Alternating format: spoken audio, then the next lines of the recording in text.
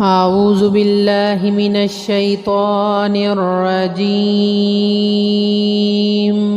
بسم الله الرحمن الرحيم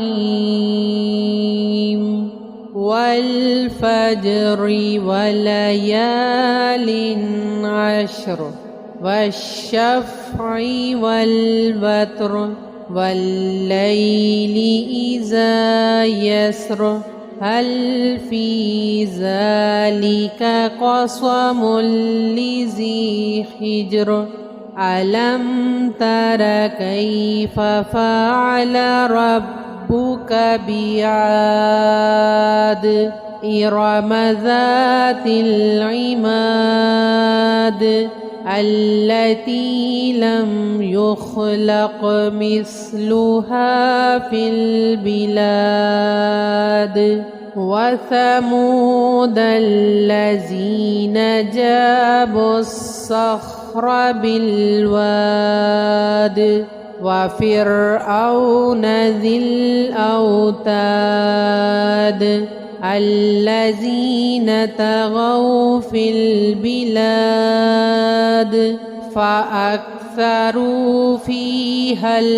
الفساد فصب عليهم ربك سوط عذاب إن ربك لبالمرصاد فأما الإنسان إذا ما ابتلاه ربه فأكرمه ونعمه فيقول ربي أكرمن وأما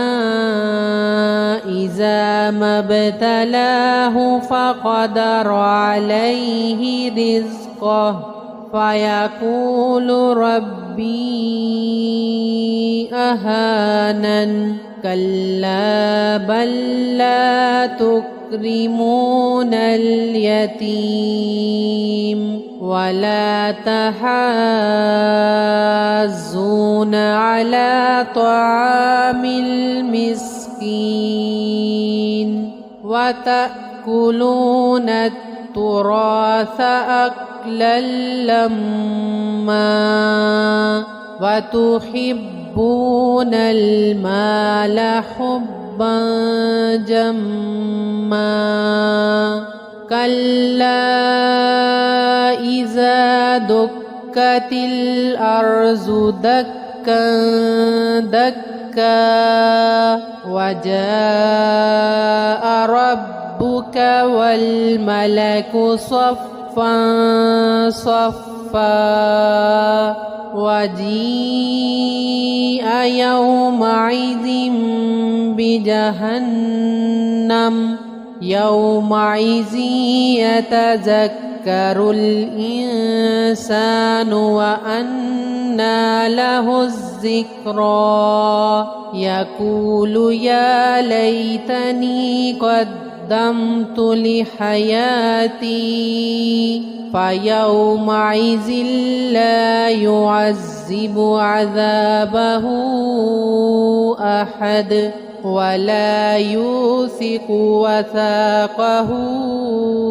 أحد يا أيتها النفس المطمئنة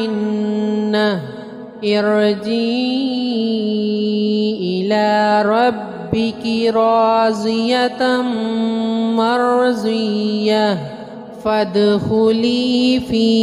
عبادي وادخلي جنتي صدق الله العظيम। मेरी नई आने वाली वीडियोस को देखने के लिए अभी बेस्ट न्यू तिलावत यूट्यूब चैनल को सब्सक्राइब कर लें, बेल आइकन को अभी प्रेस करें और हाँ, वीडियोस को लाइक एंड कमेंट करना ना भूलिएगा। शुक्रिया।